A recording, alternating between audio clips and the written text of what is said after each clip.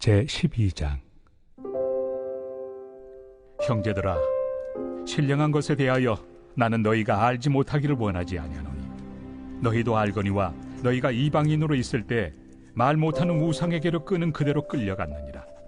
그러므로 내가 너희에게 알리노니 하나님의 영으로 말하는 자는 누구든지 예수를 저주할 자라 하지 아니하고 또 성령으로 아니하고는 누구든지 예수를 주시라 할 수 없느니라.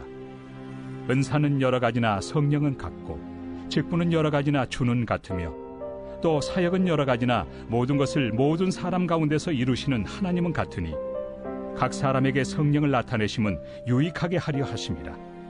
어떤 사람에게는 성령으로 말미암아 지혜의 말씀을, 어떤 사람에게는 같은 성령을 따라 지식의 말씀을, 다른 사람에게는 같은 성령으로 믿음을, 어떤 사람에게는 한 성령으로 병 고치는 은사를, 어떤 사람에게는 능력 행함을, 어떤 사람에게는 예언함을, 어떤 사람에게는 영들 분별함을, 다른 사람에게는 각종 방언 말함을, 어떤 사람에게는 방언들 통역함을 주시나니 이 모든 일은 같은 한 성령이 행하사 그의 뜻대로 각 사람에게 나누어 주시는 것이니라.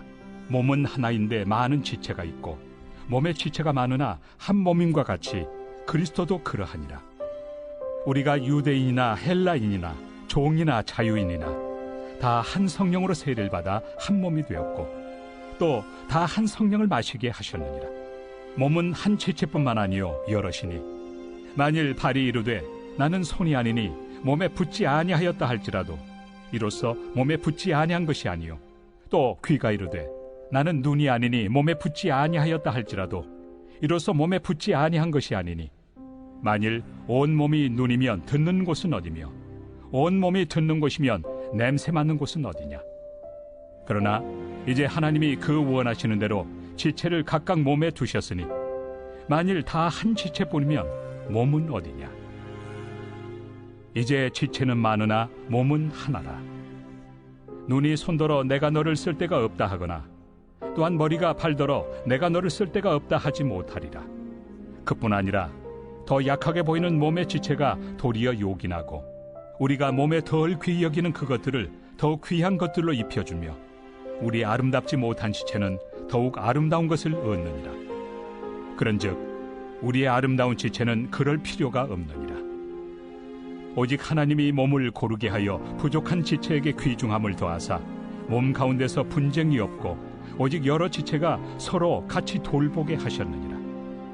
만일 한 지체가 고통을 받으면 모든 지체가 함께 고통을 받고 한 지체가 영광을 얻으면 모든 지체가 함께 즐거워하느니라.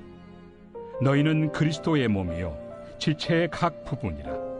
하나님이 교회 중에 몇을 세우셨으니 첫째는 사도요 둘째는 선지자요 셋째는 교사요 그 다음은 능력을 행하는 자요 그 다음은 병 고치는 은사와 서로 돕는 것과 다스리는 것과 각종 방언을 말하는 것이라. 다 사도이겠느냐 다 선지자이겠느냐 다 교사이겠느냐 다 능력을 행하는 자이겠느냐 다 병 고치는 은사를 가진 자이겠느냐 다 방언을 말하는 자이겠느냐 다 통역하는 자이겠느냐. 너희는 더욱 큰 은사를 사모하라. 내가 또한 가장 좋은 길을 너희에게 보이리라. 오늘 말씀의 주제는 성령의 은사입니다. 바울이 은사와 또 직분에 대해 4절과 5절의 말씀에 이렇게 말했습니다. 은사는 여러 가지나 성령은 같고 직분은 여러 가지나 주는 같으며. 성령님께서 우리 예수 믿는 모든 성도들에게 은사들을 주셨습니다. 이 은사들은 하나님께서 우리에게 주신 선물입니다. 그렇다면 하나님께서 이 은사들을 어떤 용도로 사용하기를 원하십니까? 7절 말씀을 보시면 각 사람에게 성령을 나타내심은 유익하게 하려 하심이라. 영어 성경으로 이 유익하게 하려 하심이라를 보시면 for the common good, 공공의 이익을 위하여라고 해석됐습니다. 주변 모든 사람에게 유익이 되면 좋지만 특별히 교회를 세우기 위하여 하나님께서 우리에게 은사를 주셨습니다. 우리는 보통 선물을 받으면 일단 받았으니 좋아합니다. 그리고 주로 나를 위해 어떻게 사용할지를 이렇게 고민합니다. 하지만 하나님께서 우리에게 은사를 주신 가장 중요한 이유는 우리가 교회를 세우기 위해서입니다. 서로 섬기기 위함입니다. 바울은 고린도전서 12장 말씀에서 9가지 은사를 말합니다. 지혜의 말씀을, 지식의 말씀을, 믿음을, 병 고치는 은사, 능력 행함을, 예언함을, 영들 분별함을, 각종 방언 말함을, 통역함을. 이 외에 다른 말씀들에도 은사들을 볼 수 있습니다. 섬김, 기부, 격려, 리더십, 긍휼, 전도 등 하나님께서 많은 은사들을 우리에게 주셨습니다. 이 모든 선물들은 나의 유익보다 남을 세우기 위함입니다. 교회를 세우기 위함입니다. 그래서 예배의 자리에 함께 모이는 것이 중요한 것입니다. 요즘에는 온라인 예배가 발달되어서 은혜 충만한 예배, 그리고 화려한 예배를 언제든지 시청할 수 있습니다.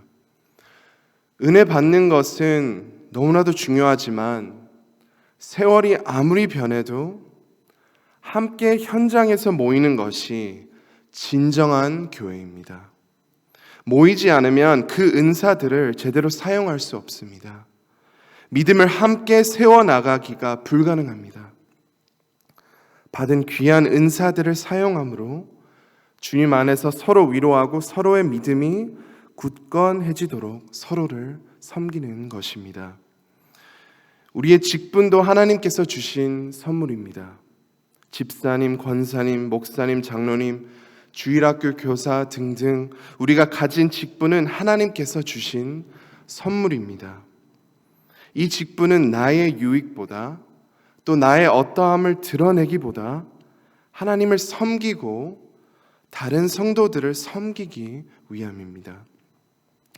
서로를 돕고 함께 한 공동체를 세워나가는 그림을 더 이해하기 위해 바울은 교회가 한 몸이라고 표현했습니다.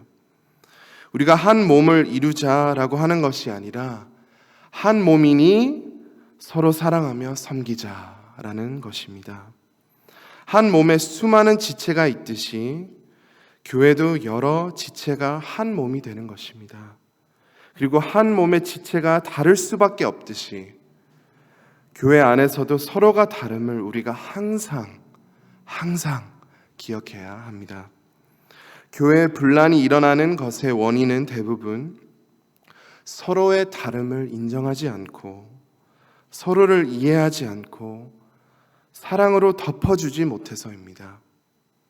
1세대와 2세 성도들 가운데 많은 어려움들이 있습니다. 같은 한국 사람이지만 너무 다릅니다.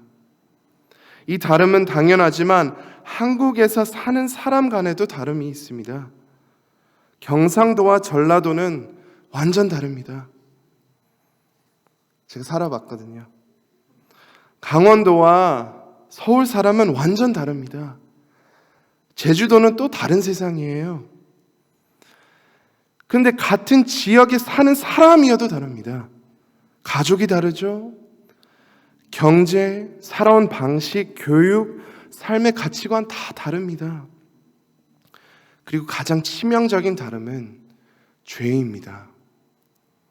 우리는 모두 예수의 피로 정결케 되었지만 아직도 주님께 드리지 못한 상처들이 존재할 수 있습니다. 아직도 우리의 옛사람이 지은 그 우상들을 의지하고 있을 수 있습니다.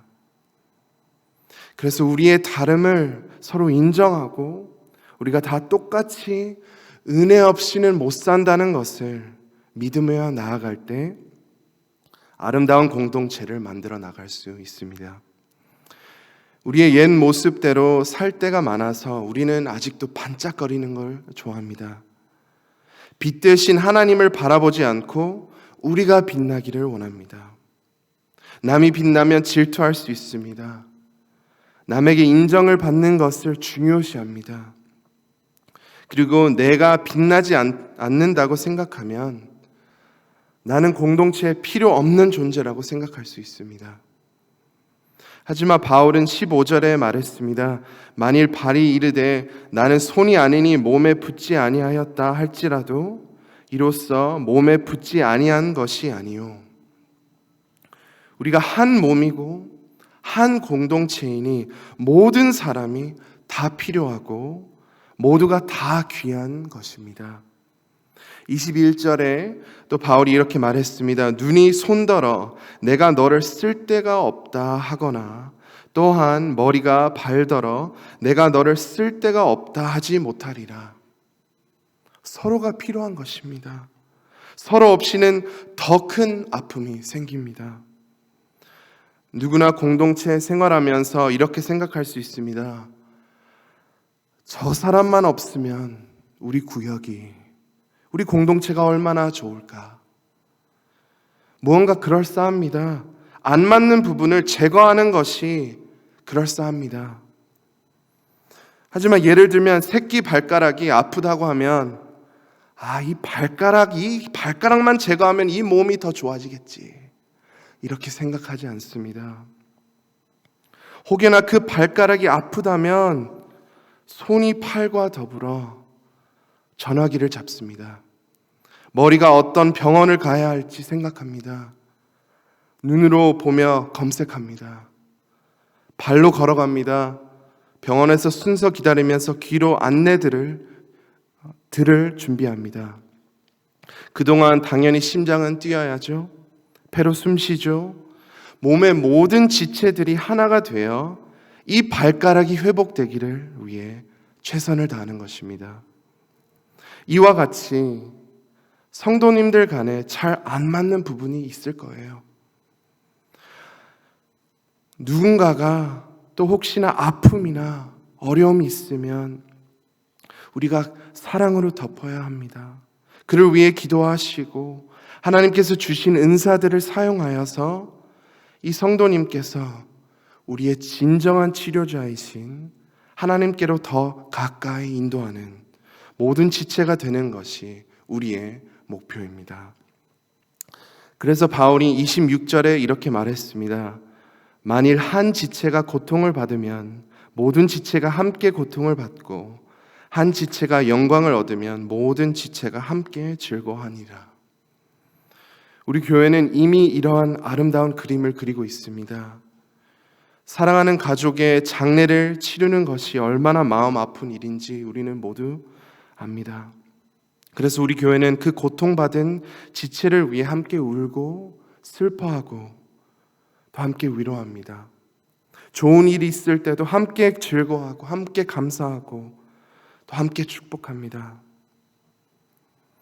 우리는 완전하지 않아서 우리의 섬김은 완전하지 않을 것입니다.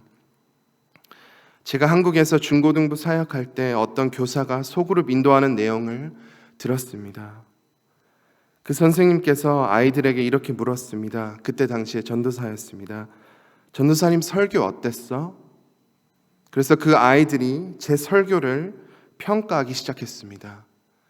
나쁘지 않았어. 괜찮았어. 와우. 교사회의 마치고 제가 그 선생님께 조심히 다가가 이렇게 말했습니다. 쌤, 제가 우연히 나눔을 듣게 되었는데 선생님께서 아이들에게 이러한 질문을 하시면 어떨까요? 얘들아, 하나님 말씀 통해 어떤 은혜를 받았어? 또 무엇을 더 알게 되었어? 이렇게 말했습니다. 저는 소그룹 나눔이 너무 중요하다고 생각했고 그런 방식으로 나눔했다면 너무 큰일이라고 생각했습니다.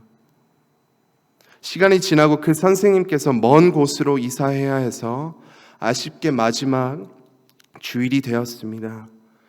그 6명의 사춘기 남자 고등학생들이 다 나와가지고 눈물 흘리며 고백했습니다. 가장 최고의 선생님이었다. 우리를 사랑해 주셔서 감사합니다. 평생 잊지 않겠습니다. 이 선생님이 그 몇 년 동안 섬기면서 이 아이들을 진심으로 또 사랑으로 섬겼던 것입니다. 그래서 그 아이들이 하나님께 마음을 더 열게 되었고 또 그 아이들의 믿음이 더욱 강해졌습니다. 우리의 섬김에 부족함이 있겠지만 하나님께서 그 섬김을 받아주시고 또 기뻐하십니다. 그리고 그 섬김을 귀하게 사용하실 것입니다.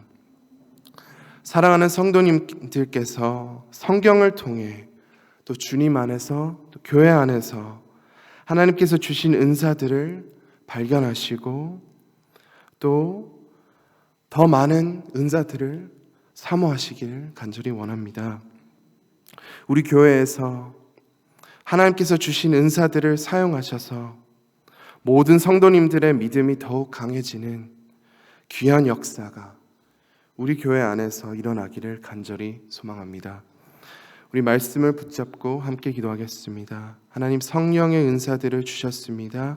이 성령의 은사들을 사용하여서 하나님의 아름다운 이 교회를 아름답게 세워나갈 수 있도록 도와주시옵소서. 함께 기도하시고 또 어려움을 겪고 있는 성도님들과 환우들 위해서 함께 기도해 주시고 또 온 성도님들이 전도에 힘쓰고 또 많은 영혼을 구원해 주시도록 함께 기도하겠습니다. 또 미국과 한국의 정치, 경제, 문화가 말씀 위에 세워지도록 함께 기도하겠습니다. 주여 한번 외치고 기도하시겠습니다.